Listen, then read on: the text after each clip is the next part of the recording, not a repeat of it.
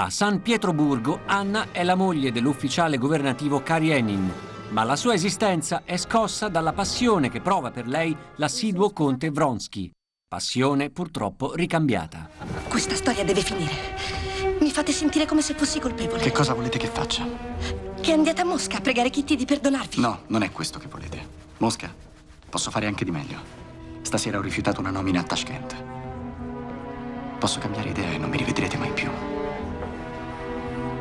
Se avete considerazione per me, ridatemi la pace. Non ho pace da dare. Non può esserci pace per noi, solo miserie.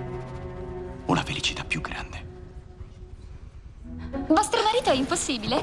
Ha sempre opinioni sbagliate, ma è così eloquente che vince in tutte le discussioni. Prego? Sono venuto per portarti a casa. No, io resto. Rimandami la carrozza. Certo.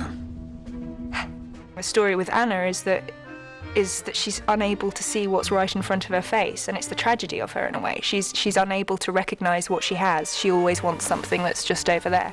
Nothing is good enough right in front of her, and I think particularly with that kind of relationship with Karenin, she's unable to recognize the love that he does actually feel for her.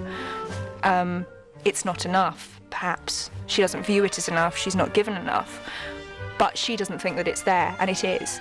And I think that it's the tragedy in that sort of relationship is that she's totally unable to see that, and he's unable to vocalize it in the way that she needs. They have a child, they are well off, they have a certain place in society and in the soirees of St. Petersburg that he chooses to attend, and she is the perfect, dutiful wife, and it's more like a sort of bolt of lightning from the outside world opens her eyes to another way of living, another way of loving, and another way of being, and that creeps into their relationship and reveals him perhaps for being somewhat uptight, I suppose, and unemotional and unpassionate, and all the things that he could probably quite rightly be accused of being, but through no fault necessarily of his own.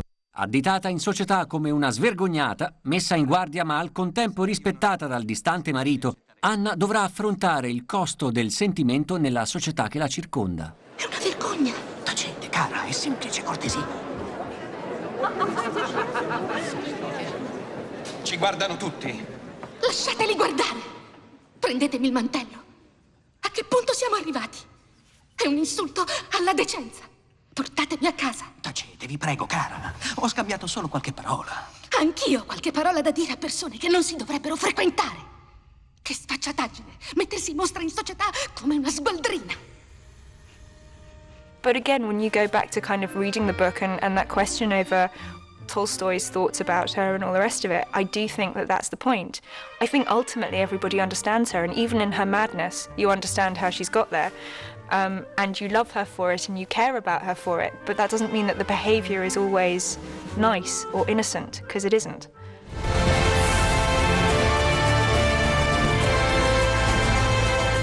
A partire dal 1911, Anna Karenina è il 12° adattamento del romanzo capolavoro della letteratura russa, scritto da Lev Tolstoi.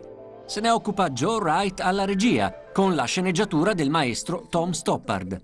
Protagonista è Keira Knightley, che già per Wright interpretò Orgoglio e Pregiudizio. It's quite strange with this piece because I remember it as being just incredibly romantic. I don't think I remembered much else about it apart from that she was extraordinary in it and the romance of it and everything. And obviously I read it just before we started filming, so over the summer, and I didn't find it that romantic at all. I found it much darker, and the question of whether Anna Karenina is the hero or the heroine or the anti-heroine, I thought was quite a huge one, and it was something that I didn't remember from reading it when I was younger at all. So I guess that's the sort of definition of a classic, because it changes as you change.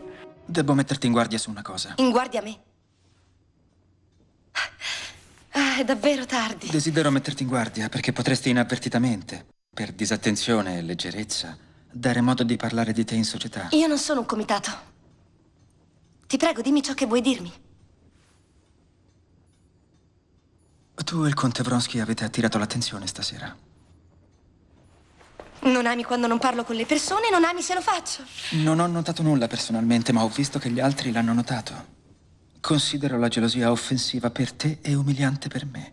Non ho il diritto di indagare sui tuoi sentimenti. Essi riguardano solo la tua coscienza, ma è mio dovere ricordarti che siamo stati legati da Dio. E questo legame si può spezzare solo con un delitto contro Dio. Non ho niente da dirti.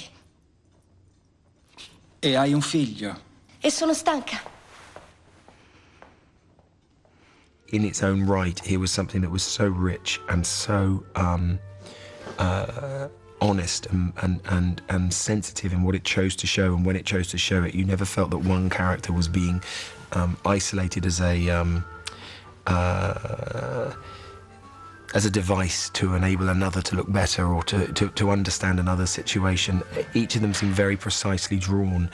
And really, you could argue that it's a piece that looks at different angles of love and different angles of relationships, honestly and openly and without judgment. And there's also such elegance to the way he writes dialogue, and what he chooses not to say is often as important as what he chooses to say. Jude Law veste i panni di Karenin, mentre il ruolo di Vronsky spetta ad Aaron Johnson. Nel resto del cast incontriamo nomi noti come Kelly MacDonald, Emily Watson e Olivia Williams, calati in un'atmosfera originale che il regista Joe Wright ha cercato di perseguire.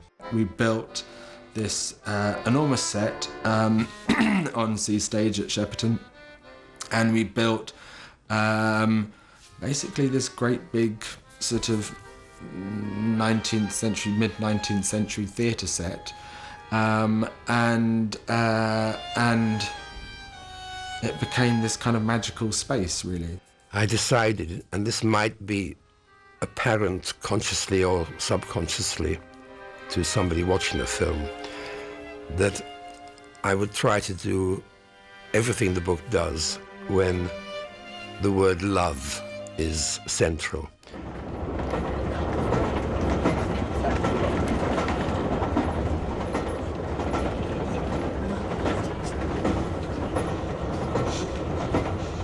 È la prima volta che lascio il mio bambino.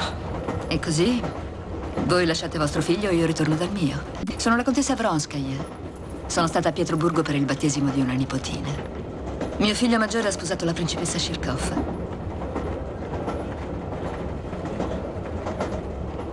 Siete una creatura affascinante. Perché non vi conosco?